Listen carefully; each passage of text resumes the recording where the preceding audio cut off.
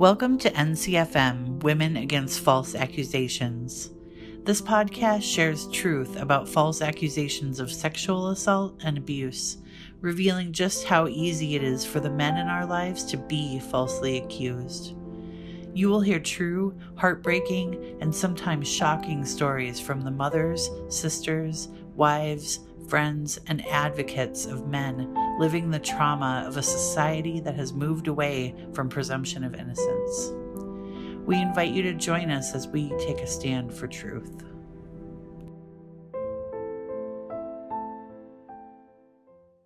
So, welcome to another edition of Women Against False Accusations.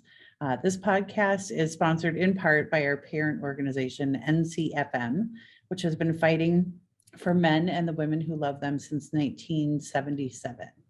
I'd like to introduce you today to our host and the president of NCFM Women Against False Accusations, Lori DeBolt. Thank you, Val. And thank you, everyone, for taking time out to watch these true stories. They are true, and they are very, very common. I'd like to go ahead and introduce Jennifer at that time, or this time, and let's have her tell us the story of her son. Go ahead, Jennifer. Okay, my son is 16 years old, and of course, like any teenager, he was hanging out with his friends over at one of his friends' house, and they got alcohol and were, I guess, partying it up a little bit, and they invited one of the local girls to come over. Now, this local girl was on Snapchat with my son. They had met a couple times. He had videotape of her kissing him. He had snaps of her saying that she was going to take his virginity. So speed up to January, where this party was taking place. So they were drinking, and apparently she was, being a little friendly with everyone. But knowing that this situation with her and my son was taking place, they ended up in the bedroom. She literally asked my son what position, and him being a virgin, he does not know. So he was like, I don't know.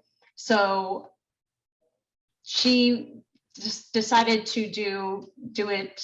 Oh my God, I feel terrible saying this, doggy style. So anyway, so they were having sex, and apparently the boys had barged in because my son didn't lock the door.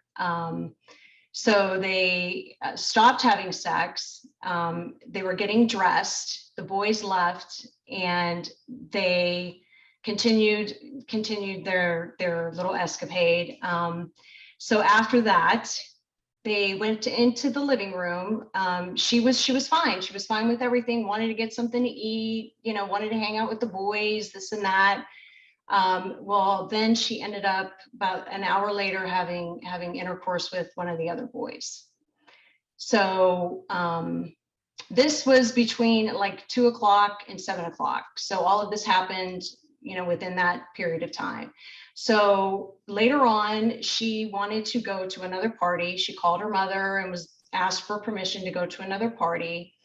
Her mother said yes. So she called her friend to come pick her up. And we're under the impression that once her friend picked her up, she had told her friend, which she did, and she was very happy that she took the virginity of 2 boys.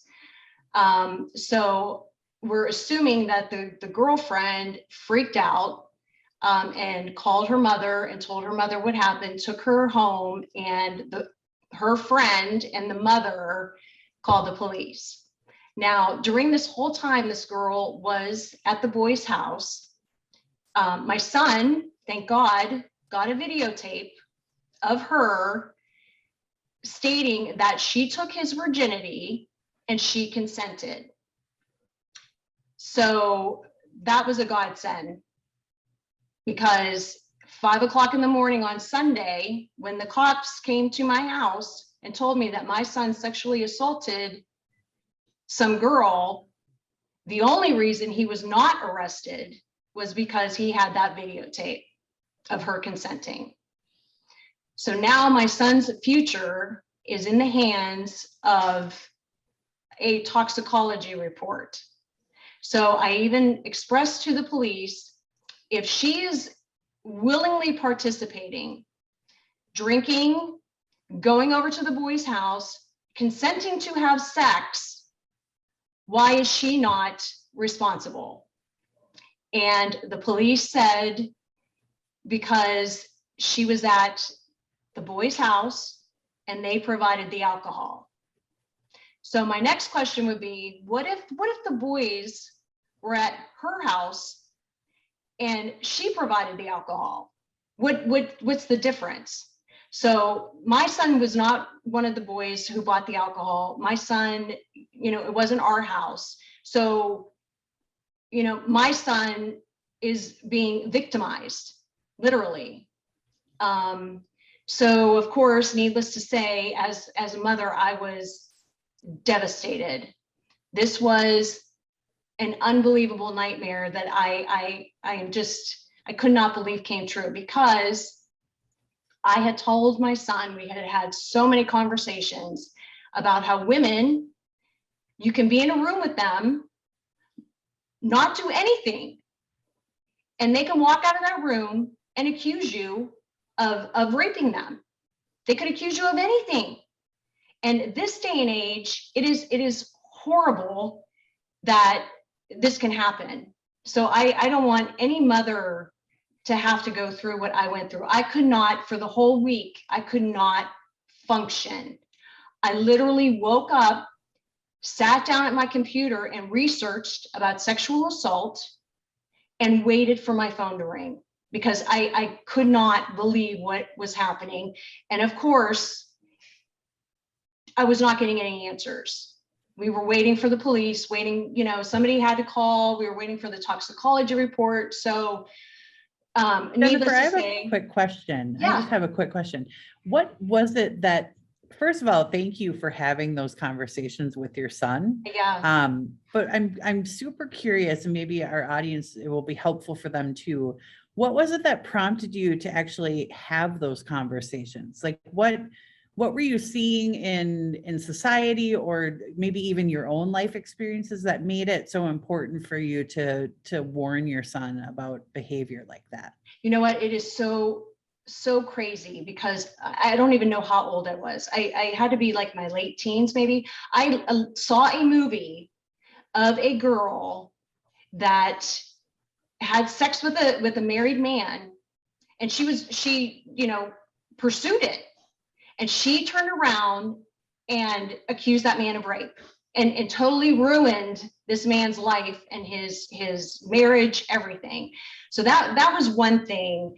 And, just in society, I mean, you see your friends, you see other people experiencing this. So, of course, having a son, you want to make them aware of what women can do. And it's unfortunate. I mean, I'm a woman. I'm like you, Lori. I mean, I consider myself a feminist, but then again, something like this, I cannot tolerate. It is absolutely against all feminism Right. to lie like this and to try and get out of these things by holding evidence, right? Or Right. telling a different story. It is an unbelievable nightmare. I totally understand. Now, a couple of things. You watched a movie, right? How impactful was that? Yeah. Right? We need more movies portraying men who get in trouble by this type of stuff, Mm-hmm. right?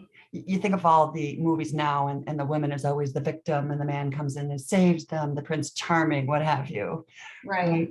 One more thing I wanted to throw your way. Your son, right?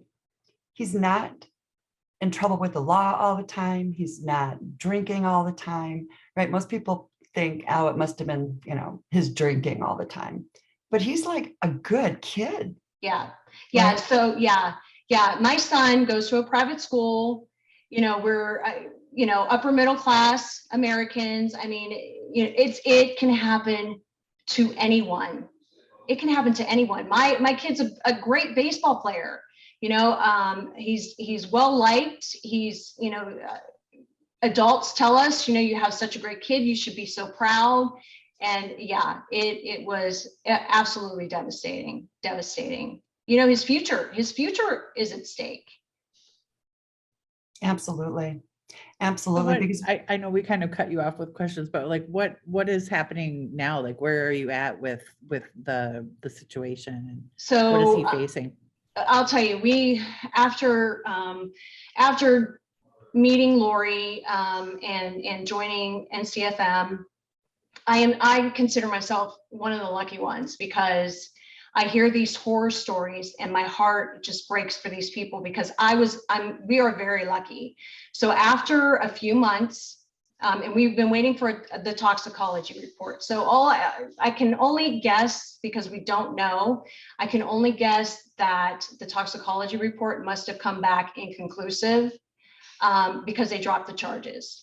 There were no charges, but they did not pursue anything with this. So we have been truly blessed and so lucky.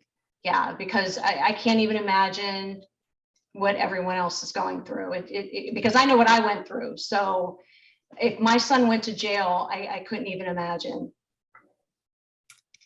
God definitely had a hand in this one for you. Very, very lucky, very lucky. And you still, though, you have to live with this experience. He has to live with this experience for the rest of his life, for the rest of your life. Right.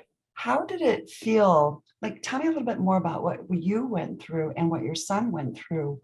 Waiting. I think the waiting is the hardest part. The waiting is horrible. So the police, so this happened on Saturday in January, and Sunday, 5:00 in the morning, the police came.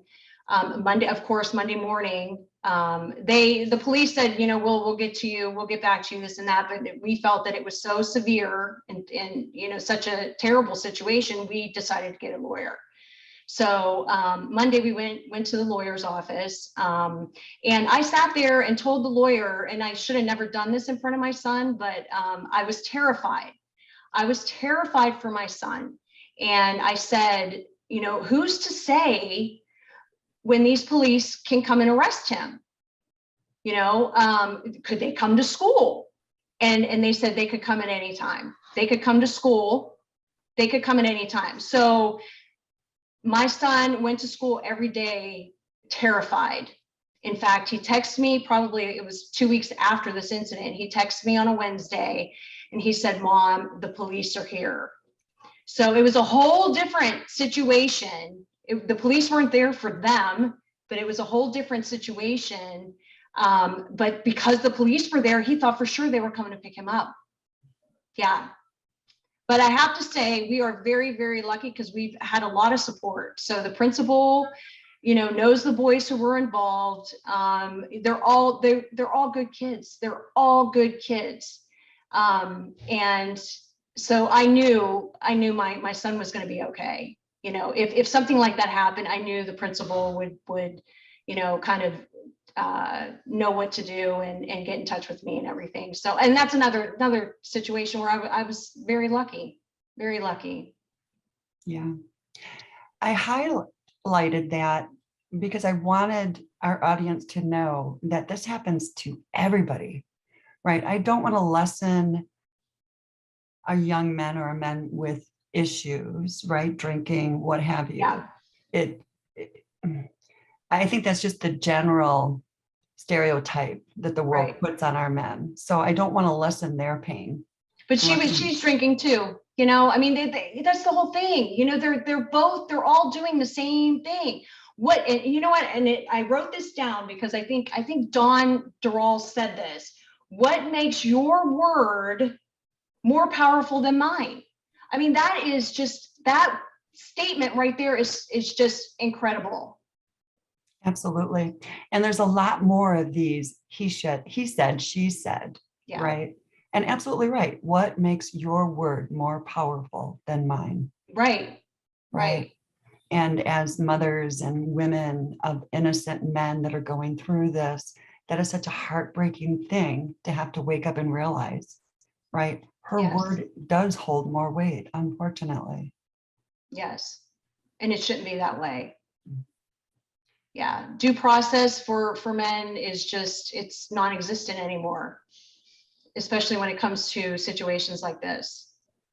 And that's unfortunate because it's ruining all these generations of our men, our boys. Yeah. Especially on college campuses, the way they are now. I mean, they're all leaving college because of the Title IX program. You know, a girl can accuse a boy or a man of sexual assault, and they are just to believed, and the boy is expelled. I mean, that's just that's incredible. You're absolutely right. Members of our group can support that fact. Right. Many people out there can support that fact. Many people have gone through too what you and your son have gone through, right? Understanding the experience of what you've gone through now as compared to prior to all of that, like on a scale of 1 to 10, how was it before, with you being afraid of your children, your son being falsely accused, compared to now? It was probably maybe a 3 or a 4. You know, it was crazy because we went skiing in December, and it was like a 2-hour drive. So it was the perfect time to just have a conversation about it. And we literally talked about it. And just like I told you, Lori, I mean, it's so crazy because I feel in a way, because this had been on my mind, that I literally manifested it, that this happened. I could not even comprehend that this happened to me. I couldn't even comprehend it. It was just incredible. Yeah. And I think that's some of the guilt that we go through when we take on the quote unquote, I manifested it, right? As a parent, we're thinking, oh my God, what else could I have done? What should I have done? My God, this is my fault. I did this, this, and this, or should have done this, this, and that. But that's part of the shame and the guilt that society puts over us, right? If we were allowed to speak the truth, right? And if we didn't have to have these conversations with our young men and young ladies, right, about recording the consent, right? Record it. Well, even recording it, you know, he was still, they still said if her toxicology report came back that she was drunk and could not, well, a 16-year-old apparently in this state, if it came back that it showed she was drunk, that video would have been worthless, which is insane. It's so incredible. It's just unbelievable what these girls can do. And it's literally taught at this point, you know, because I really feel that she didn't even think twice. Well, actually, it was her mom and her friend didn't even think twice about accusing these boys because they were ashamed. They felt, my daughter wouldn't do this. My friend wouldn't do this. It had to be them. Yes. And that's what happened. She obviously wasn't taught to take ownership of her own choices or agency of her own behaviors. So. Right. Yeah. Yeah. It's just a shame. And then hindsight, you know, I feel bad for her. I feel bad for her because she's desperate for attention. And you know, it's just unfortunate.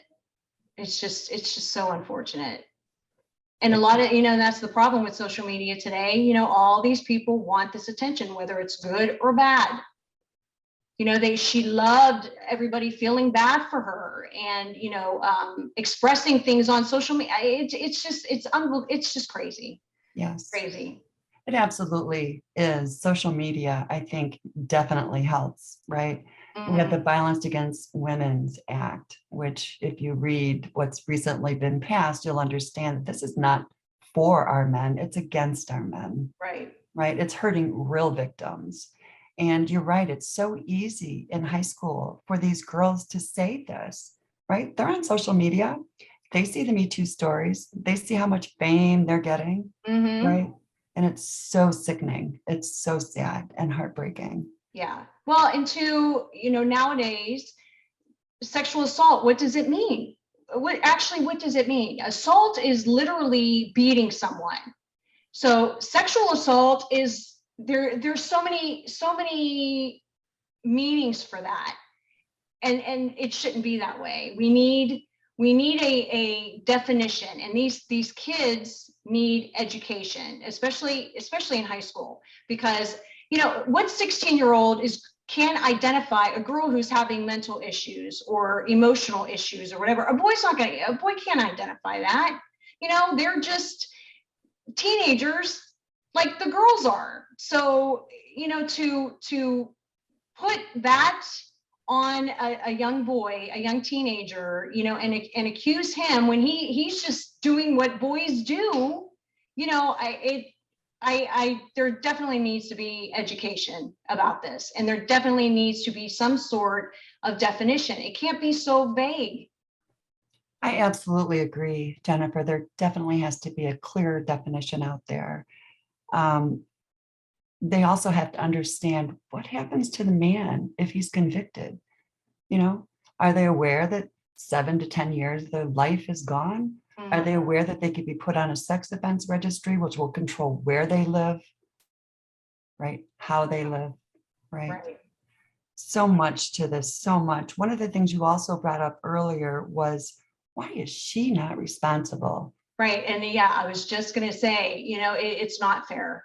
It's not fair. And I truly believe too, that when you are accusing someone and they find out that you lied or it's not true, something needs to happen, because this is happening far too frequently, far too often.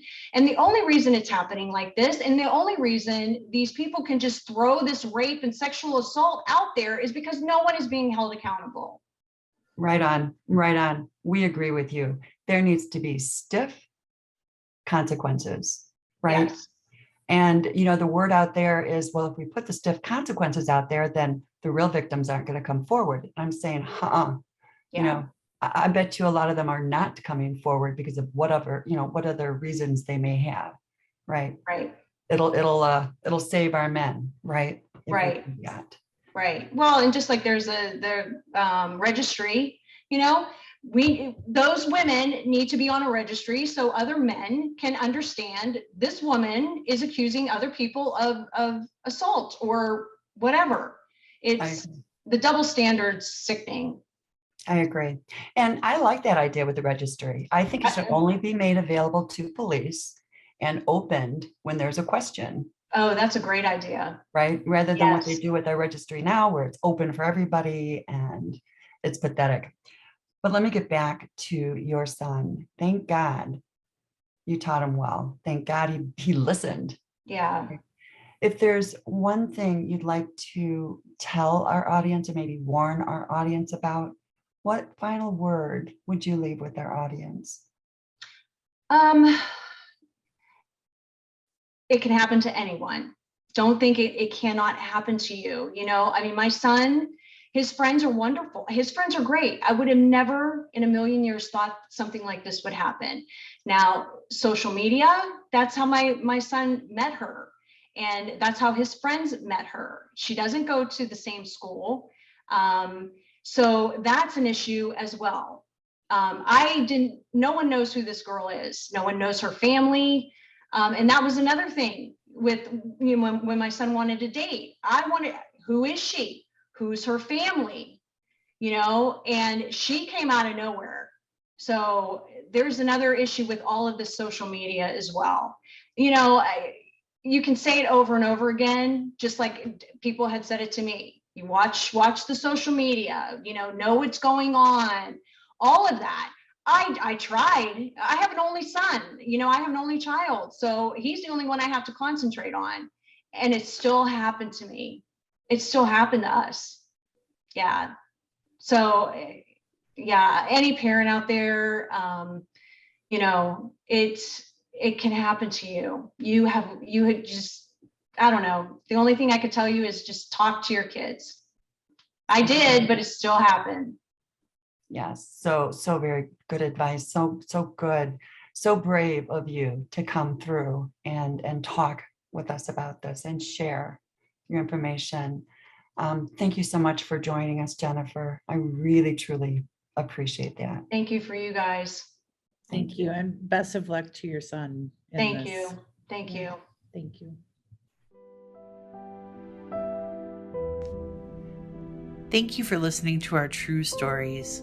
If you have a story to share about a man in your life, please reach out to us at www.womenagainstfalseaccusations.ncfm.org. The National Coalition for Men has been advocating for men and the women who love them since 1977. Our NCFM Women's Group offers emotional support and a place to actively work together to raise awareness around false accusations. Remember, you are not alone. Join us to learn more.